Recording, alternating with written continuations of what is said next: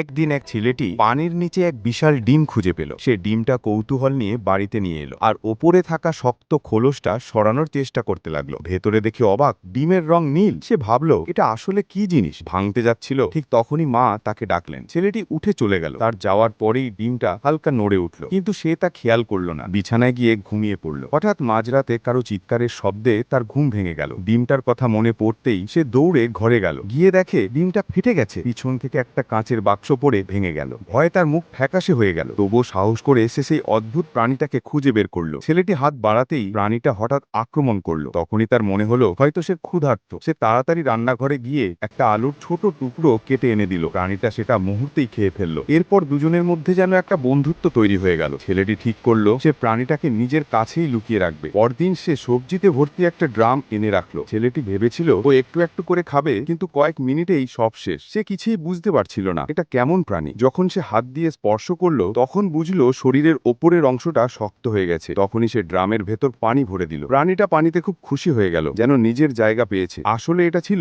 এক সমুদ্রের ঘোড়ার বাচ্চা, যে সাধারণত সমুদ্রের গভীরে থাকে। এই কথা সে তার বোনকে জানালো। দুজনে মিলে বাথরুমে ওটার যত্ন নিচ্ছিল। ঠিক তখনই তাদের আঙ্কেল হঠাৎ ঢুকে পড়লেন। গোপন ব্যাপারটা তিনিও জানতে পারলেন, কিন্তু প্রতিশ্রুতি দিলেন তিনি কাউকে কিছু বলবেন না। সেই রাতেই প্রাণীটা একা একা ঘরে ঘুরতে লাগলো। হঠাৎ বাড়ির পোষা কুকুরটার সঙ্গে দেখা হয়ে গেল। ভয়ে ছোট সমুদ্র ঘোড়াটা দৌড়াতে দৌড়াতে সিঁড়ি থেকে গড়িয়ে বাইরে চলে গেল। একটা মূর্তির ওপরে উঠে স্থির হয়ে দাঁড়ালো, যেন একদম স্ট্যাচু। কুকুরটা চলে যেতেই ওর চোখ পড়ল পেছনের পুকুরের মাছগুলোর দিকে। সঙ্গে সঙ্গে পানিতে ঝাঁপ দিল। পরদিন সকালে আঙ্কেল দেখলেন সমুদ্রের ঘোড়াটা আগের তুলনায় প্রায় 20 গুণ বড় হয়ে গেছে। তিনি তাড়াতাড়ি সেটাকে ধরে সমুদ্রে নিয়ে গেলেন, কিন্তু প্রাণীটার চোখ যেন ছেলেটিকেই খুঁজছিল। আঙ্কেল পানিতে একটা আলু ছুঁড়ে ফেললেন আর ছেলেটি তখন গাড়ির দিকে ফিরে গেল। তারপর এক সপ্তাহ কেটে গেল। ছেলেটি আবার নৌকো নিয়ে সমুদ্রে গেল এবং চিৎকার করে ডাকলো, তুমি কোথায়? হঠাৎ সে ভয়ঙ্কর কিছু দেখতে পেল। ছোট্ট সেই সমুদ্র ঘোড়াটা এখন ডাইনোসরের মতো বিশাল হয়ে গেছে। ছেলেটি আদর করে ওর পিঠে চড়ে বসলো। তারা একসাথে খেলতে লাগলো, কিন্তু দূর থেকে এক সৈনিক তাদের দেখে ফেললো। পরের দিন সৈনিকরা ভাবলো এটা কোনো দানব। তারা কানন দিয়ে হামলা করলো। ভয়ে বিশাল প্রাণীটা সমুদ্রের গভীরে পালিয়ে গেল। রাতে ছেলেটি তার আঙ্কেলের সঙ্গে সমুদ্র তীরে গেল। সে ডাক দিল,